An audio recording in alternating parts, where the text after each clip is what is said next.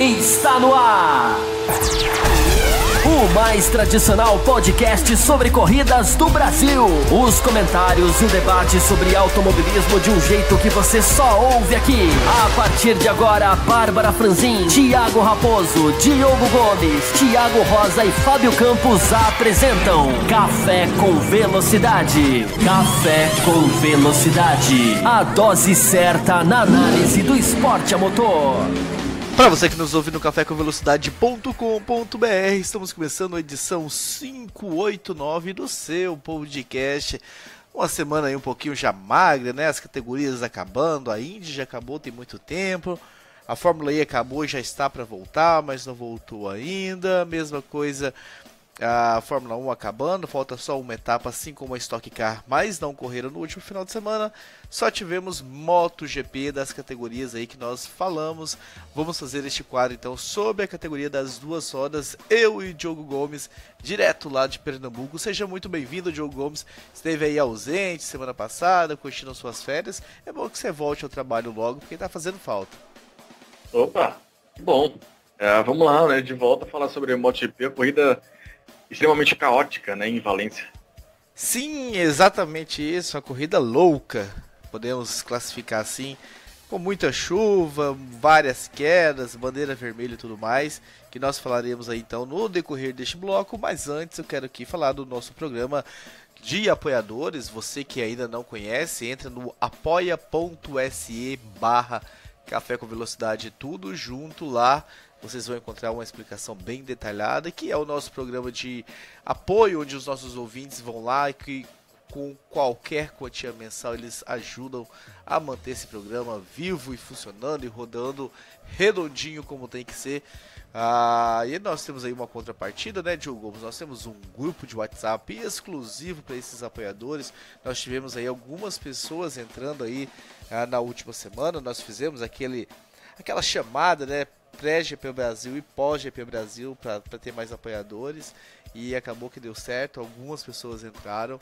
E você que está nos ouvindo e ainda não é um apoiador, não esqueça, né, qualquer quantia mensal, algo que não vá pesar aí no seu orçamento e que vai fazer uma baita diferença para nós aqui do Café com Velocidade, para que a gente siga aí melhorando tanto a qualidade dos equipamentos, quanto a questão de hospedagem, a questão de marketing, de divulgação. Então, contamos com o seu apoio. Novamente, apoia.se/Café com Velocidade. Dito isso, Diogo Gomes, vamos falar então sobre a última etapa da temporada 2018 da MotoGP. Um campeonato que já havia sido decidido com antecedência na etapa do Japão, a favor de Marc Marques. O espanhol conquistou então o seu pentacampeonato na MotoGP. E se a gente contar também os títulos da Moto2 e das 125 cilindradas, ele é 7 vezes campeão, né? Heptacampeão da MotoGP. E nós tivemos então algumas etapas pós decisão do título, até chegarmos em Valência, onde tudo se encerrou, muita chuva, uma condição muito difícil, e um grid de largada também bem bagunçado, né, Diogo Gomes? Assim, porque a classificação já tinha acontecido sobre algumas condições de pista um pouco diferentes, né? Os treinos livres já tinham sido bem diferentes. O treino livre 4 acho que é o mais normalzinho, vamos colocar dessa maneira, mas os outros foram bem afetados.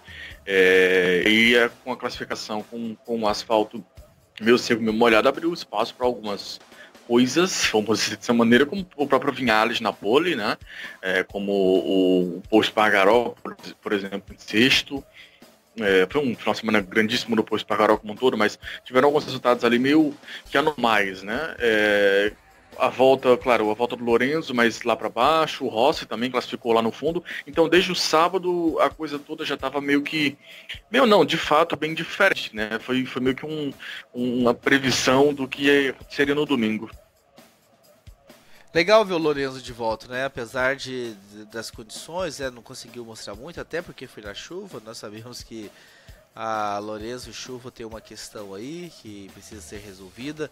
Apesar de já ter mostrado algumas melhoras, não conquistou um bom resultado, né? No final, ele terminou apenas numa 12ª colocação. sendo que nós tivemos aí 9 pilotos fora por causa de queda, então havia condições do Lorenzo estar bem mais acima, mas pelo menos o vimos em cima da moto, mostrando que as lesões ocorridas ficaram para trás, pelo menos, já estava andando aí no ritmo da galera, apesar de não ter brigado lá na frente por vitória. É sempre bom vê-lo novamente na pista, Diogo Gomes.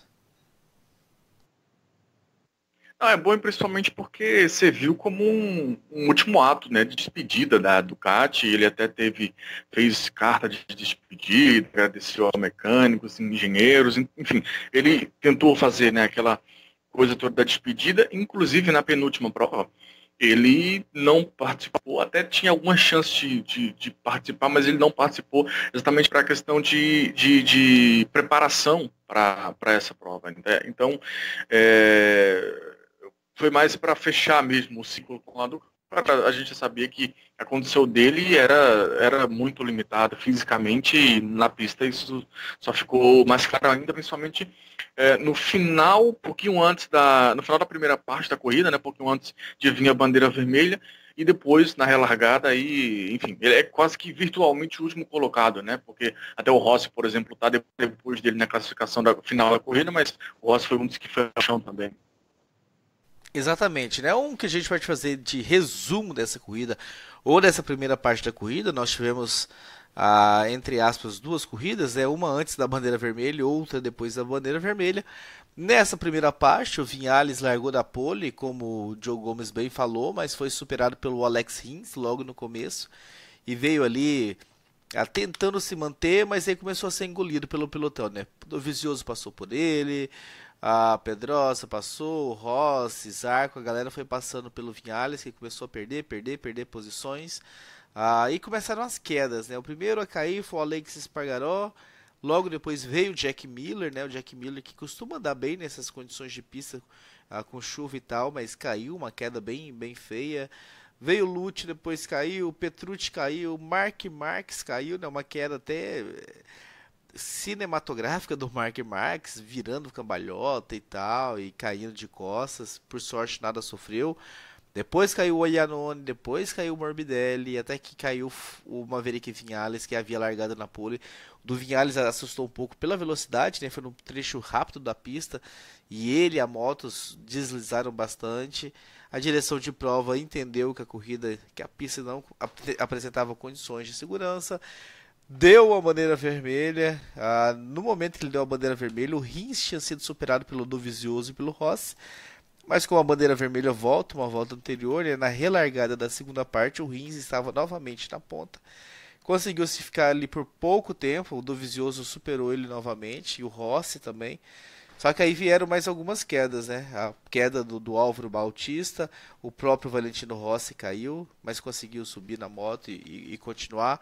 E no fim nós tivemos aí uma belíssima surpresa, uma belíssima fechamento de temporada, que foi um pódio da KTM, né, com o Paul Espargaró, que com todos esses problemas que eu falei, subiu para terceiro. Vitória do Dovizioso, seguido do Rins, mais um pódio para Suzuki também, Diogo Gomes.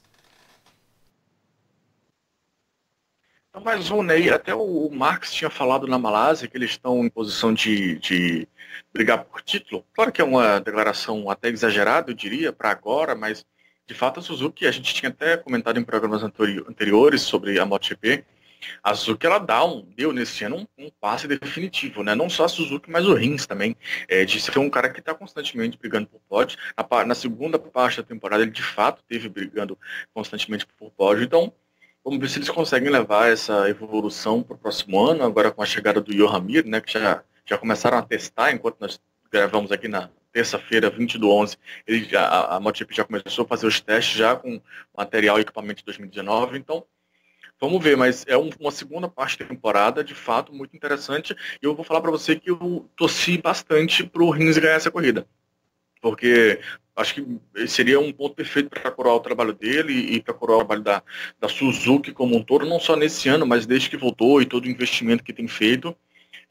De fato, teve ali na frente, brigou constantemente, liderou uma quantidade grande de voltas, mas o Dovizioso, enfim, fez a experiência valer um pouco mais, né, e conseguiu administrar bem o início, principalmente na segunda parte na segunda parte da corrida, se é que me fazem entender, no finalzinho da segunda parte de corrida.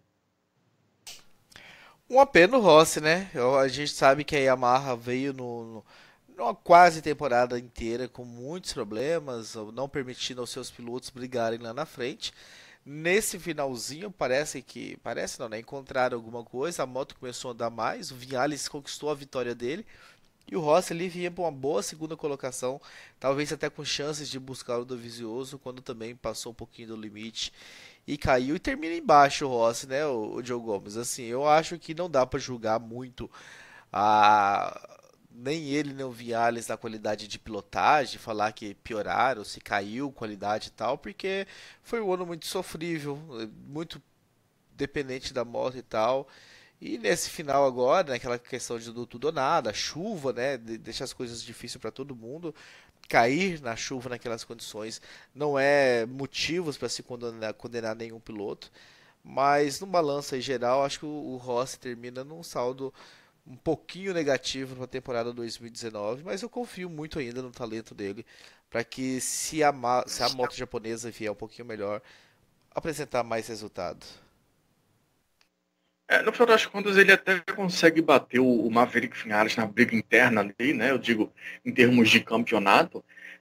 Mas acho que o final de ano, a sequência de fim de ano como todo, foi decepcionante, principalmente porque nas últimas duas corridas ele teve alguma chance de vitória, ou enfim, brigou ali na frente, né? Tem Phillip Island, né? Que o Maverick Viñales ganha, daquela maneira até impressionante, eu diria. E ele fica em sexto, mas enfim, no geral ele consegue brigar mais à frente, nesse quase que rompante, eu diria, de performance que a Yamaha conseguiu ter nesse fim de ano, a Yamaha de fábrica. Mas principalmente as duas corridas, a imagem que fica das duas últimas corridas é bem negativa. Por exemplo, ele teve condição de fazer algo melhor e não conseguiu, e ambas em questão de erro, né? Em questão de erro, principalmente nessa corrida. Tá certo que a condição de pista era bem complicada, como a gente já destacou bastante, mas ele já vinha com essa mesma condição de pista, se não pior, eu acho até que pior, né? Na primeira parte, antes da bandeira vermelha, que foi quando a grande maioria dos pilotos caiu, ele veio escalando o grid, né? Porque ele largou lá do final, como eu falei, né? Da segunda parte da tabela, 14º, 15º, se não me engano, e vem escalando o grid muito rapidamente, com 23 voltas para o fim. Ele já estava ultrapassando o Maverick Viñales, como você destacou, largou como sempre mal, ali para a sexta, sétima colocação, e aí começam a ter os abandonos, ele se mantém na pista, vai subindo, até que quando vem a bandeira vermelha, ele está numa briga direta com o Dovizioso e com o Rins para a liderança da corrida. Então, vinha sendo uma corrida muito interessante nas condições complicadas que estavam. E na segunda parte da corrida ele se mantém ali na frente brigando, largou no grupo da frente, né, pela condição de pista que ele estava antes da bandeira vermelha, mas aí errou, é simples assim, né, não dá para crucificar, claro, mas assim como todos os outros pilotos, ele errou, e a gente que gosta de ver o Rossi, enfim, não tem como não ver o Rossi com toda a sua história se dando bem, né, ou se apresentando bem. Ele teve mais uma chance de conseguir e não conseguiu, né, infelizmente. Ele mesmo definiu como uma sensação de M, 3 pontinhos, vamos dizer assim. Daí acho que já dá para ver, né, como ele ficou frustrado mesmo, né, porque foi um erro pelas condições de pista, claro, mas um erro dele, afinal de contas. Realmente um erro dele. Vamos esperar bastante aí do que vem para 2019. Um Rossi e uma Yamaha forte com certeza vai somar muito para o campeonato. A gente precisa, né, de um campeonato que não fique só entre os dois pilotos da Honda. A gente precisa que a Ducati venha muito forte e precisa que a Yamaha venha muito forte. Quiçá Suzuki e KTM, para que realmente volte a encher aí os olhos, o disputa de campeonato até a última etapa e tudo, não um campeonato terminando aí com 3, 4 rodadas de antecedência, como aconteceu nesse ano, apesar que também tivemos boas provas, Assen, né, quem não se lembra de Assen, aquele show de corrida, fica a dica, para alguém aí nessas férias aí, ficar com saudades de corrida, buscar a Assen e reassistir aquela prova que realmente foi fenomenal. Diogo Gomes, do Cesarino, até uma pergunta direcionada para o Fábio Campos, que não pôde estar presente aqui hoje, que era comentar um pouquinho da corrida, tanto do Lorenzo quanto do Dovizioso. Vindo do Cesarino, eu acho que ele tá querendo cutucar e tal, alguma coisa, porque um ter vencido a corrida e o outro ter ido tão mal. Eu espero que o Cesarino não esteja cobrando do Lorenzo nesse retorno dele, que andasse no mesmo ritmo do Dovizioso, né? Mas e você, Diogo Gomes? O que você tem a falar sobre os dois pilotos da Ducati? Olha, começando pelo Dovizioso, acho que foi o Dovizioso que a gente conhece, né? Foi um cara calculista, assim, que a gente conhece no geral, né? Foi em um pedaço desse ano, ele foi o Dovizioso errático, que a gente não estava tão acostumado a ver. Principalmente Então, eu conheço o outro Dovizioso. Esse aí que você tá falando não é o que eu conheço, não. Estou com a imagem do ano passado mais na cabeça. Mas enfim, foi um Dovizioso bem controlado, claro, constante, e que enfim, esperou o momento certo ali para dar o bote, vamos dizer assim, em cima do Alex Rins, pegou a posição, manteve e venceu muito bem a prova. Agora, obviamente, nessa condição não tem como comparar com o Lorenzo, porque o Lorenzo, depois de 5 provas seguidas fora, voltou ainda não em condições corretas, em condições adequadas para isso. Ele mesmo falou que as dores estavam ainda nos treinos livres, as dores estavam ainda piores do que ele previa que já estariam, mesmo depois de 5 corridas fora, então assim não tem como fazer essa comparação porque não estavam num nível físico, né, para ser a comparação para ser feita. Vale a brincadeira e tudo mais, mas de fato assim não tinha como comparar as duas situações. Como eu citei no primeiro comentário sobre o Lorenzo, eu acho que ele fez até um esforço extra, mas para a questão de participar da última corrida com a Ducati, né? Eu até citei a questão da Malásia, que ele fala publicamente, né? Eu prefiro ficar de fora como preparação para Valência. Eu quero participar de Valência para poder fechar o ciclo com a Ducati, e foi nesse sentido mais, né, a prova. Agora ele não tinha chance nenhuma de conseguir um bom resultado. Pois é, aguardemos aí o Lorenzo 2019 na Honda para a gente poder julgar um pouco mais aí a qualidade deste grande campeão da MotoGP, Marcelo Cesarino. Diogo Gomes, esses pilotos andaram hoje lá em Valência, o Viales liderou, né? Eles costumam fazer isso, aproveitarem o dia seguinte, só que agora um pouco diferente, né? Porque já testando muita coisa de 2019 já nas pistas aí, podendo testar e tudo mais, então esses pilotos estiveram lá andando. O que a gente pode esperar então desse 2019 aí? Além, a gente deu já esse pitaco alguns programas atrás, mas agora já com a temporada encerrada, a gente está indo então para a temporada com essa principal mudança, né? A aposentadoria do Pedrosa, que aliás, vamos dar um capítulo à parte aqui, uma vírgula à parte para falar de Dani Pedrosa, que também tinha tudo para conquistar um pódio, talvez, nessa sua despedida, já que tantos pilotos caíram, ficaram pelo caminho, não conseguiu e saiu aí de forma talvez melancólica. Dani Pedrosa, um grande nome aí, Diogo Gomes, que passou anos e anos na categoria, sem mostrar resultado, andando em boas motos e sai aí dessa forma talvez melancólica. Olha, levando em conta o desempenho dessa última corrida, foi melancólico, sim. Foi bem fraco, foi bem triste até de ver, eu diria. Claro que, enfim, a gente já citou algumas vezes, a história do Pedrosa é muito forte, e não só em questão de resultados, porque apesar de não ter sido campeão, ele tem um grande número de vitórias, de pódios e tudo mais. Tá certo que nunca foi aquele super cara, né, para pegar e liderar a Honda, mas até por estar tantos e tantos anos guiando uma moto de uma equipe, né, e motos de topo de tabela ali, tem números bem interessantes, mas é um cara que influenciou outros pilotos até tecnicamente, então, enfim, tem uma marca bonita na categoria, que tem que ser valorizada, já foi valorizada aqui, né, por nós, fizemos um quadro, uma parte bem grande logo quando ele anunciou a aposentadoria, inclusive. Quem acompanhou a gente durante o ano vai lembrar disso. Agora, nessa última corrida foi um reflexo do que vem sendo não só o último ano, né, não só esse ano, mas os últimos anos dele, né, bem abaixo, muito abaixo.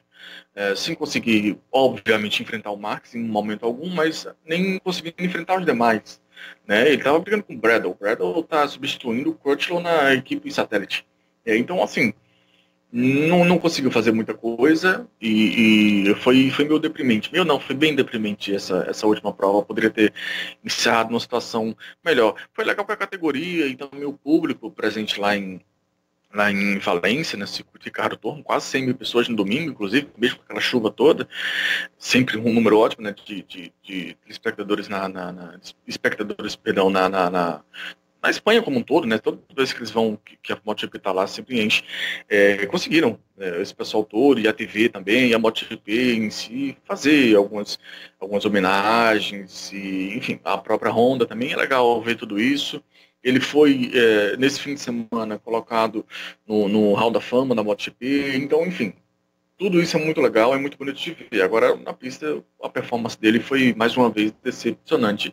Acho que ele sai até demorou um pouco demais para sair, mas já que está saindo agora, que tenha sucesso no próximo trabalho dele, que vai ser piloto de teste da KTM. A gente até citou isso aqui também em alguns programas anteriores. Vamos ver como ele se sai nessa nova parcela da carreira.